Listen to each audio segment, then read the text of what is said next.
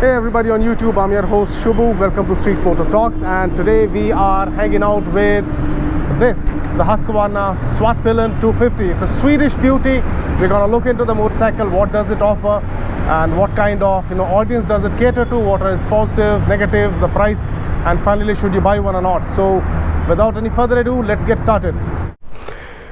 Okay, so here it is, the Husqvarna Svartpilen 250.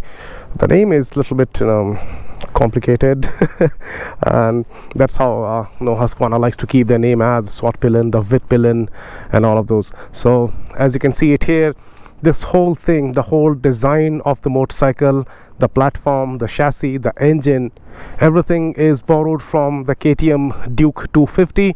And as you can see it here, it says 248.7 cc engine. So as I said, this is the same engine that goes on the KTM Duke 250. You can see the numbers on your screen right now, and the main talking point about this bike is its minimalist design. So as you can see, this front plastic fiber part of the motorcycle that runs all over from the tank, above the tank, all the way to the sides, and from the sides again there is another panel which goes all the way from here towards the rear. Now I'm not sure if this is how the bike comes with, but then this panel gap looks a little ugly. It may be because it's a test ride bike and it's not properly maintained. That could be one of the reasons, but then yeah, it has a fair bit of panel gaps, as I can see. Now coming back to the rear, as you can see, the whole design of the motorcycle, it's like as minimalist as I said it can possibly be. So the way they have designed this license plate holder, it goes above the tire hugger. You do not have to make any kind of a tail tidy kit or remove any part from there, because this this part over here, it's all empty, and there are LEDs all around. The blinkers are LED, the tail lamp is LED as well, the front light is LED too.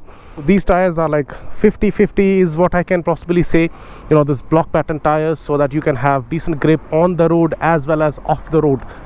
And then looking on from this side, it's as beautiful as a motorcycle can get. This is more like a piece of art, if I may say so. And then there are tiny little detailing touches that Husqvarna has done. Say for an example, this yellow paint job over here, this goes along with the yellow stitching on this part, and then you have this part as well.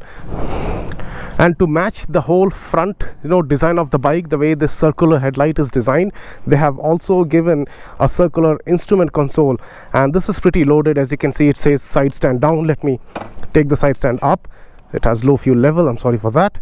So here it says your fuel range, how many kilometers you can still cover on the fuel.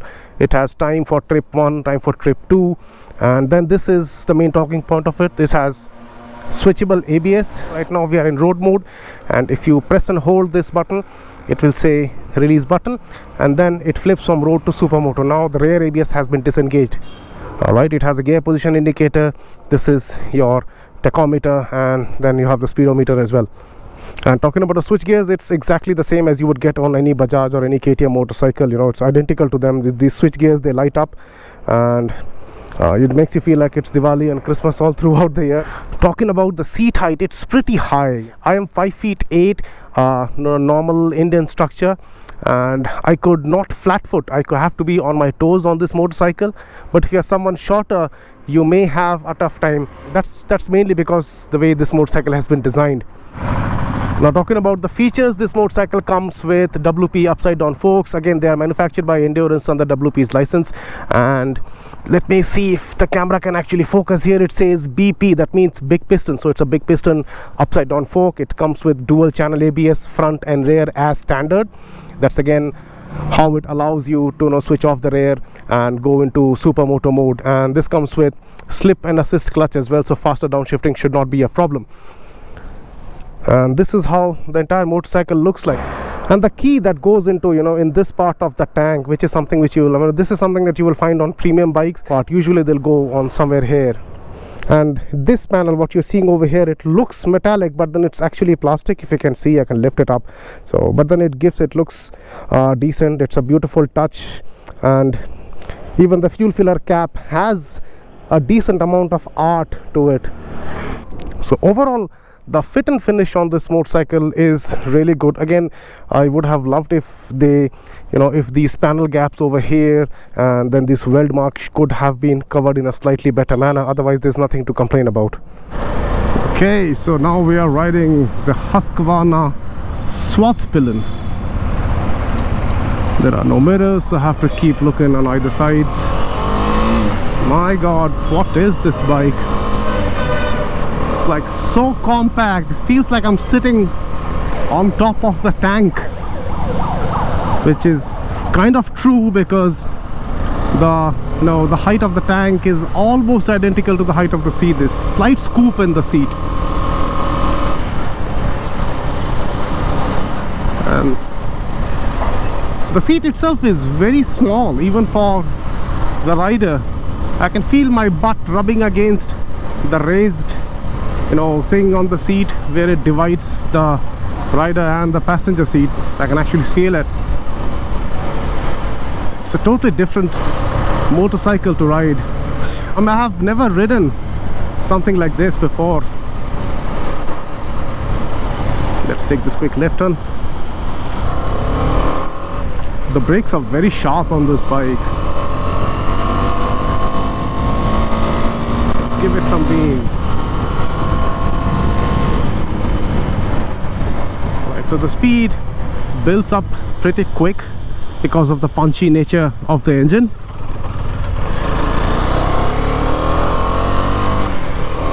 And due to the whole design, the lightweight nature of the bike, it is very agile.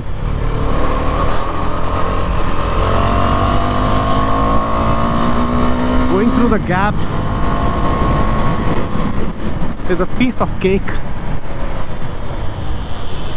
Oh, brilliant brakes. And I'm not someone who uses the rear a lot. I use the front mostly. But if you want to slide the rear, you can always do that on this bike. Oh, so the bottom does scrape a bit. So again, this breaker is not a legal kind of a speed breaker. That's the reason why the bottom did hit there, because I feel like becoming a maniac on this. And the suspension is definitely stiff, and although the ride quality feels stiff, but then the good thing is that this stiffer nature of the suspension will actually help you when you're attacking the corners, be it on a racetrack or be it on some twisties, ghat roads and all. Of course, the tires are not built for that. It's decent for on-road and decent for off-road as well.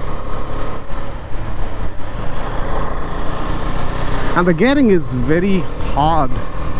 Upshifting, it's very hard on this. I would have loved if it was slightly smoother than this,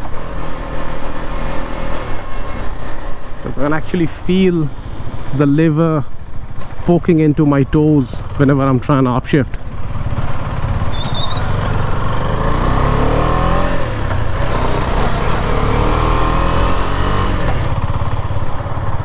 We're in third gear, 20 kilometers per hour. There is a bit of nodding, but then the bike just picks up cleanly.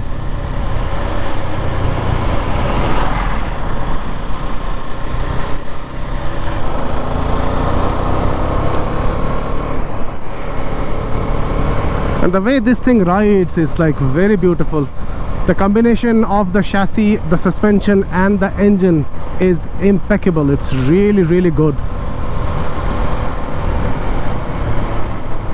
Usually manufacturers will cut costs. They will cut some corners to match the price, but then the good thing on this bike is that there is it will not give you a sense of cost cutting anywhere.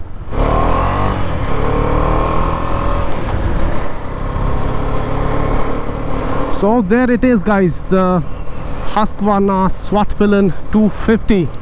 You can see the price, ex-showroom price on a screen right now. Overall, a wonderful piece of machine. The only problem is with the seat. It's not very accommodating, but then it's a different machine altogether. And if you're someone who prefers art over anything else, this is the machine to buy. So thanks a lot for tuning in. I hope you guys liked the video. In case if you did, do give it a thumbs up, share it with your friends, and if you haven't already, don't forget subscribing to the channel. I'll see you again in the next one. Thanks again.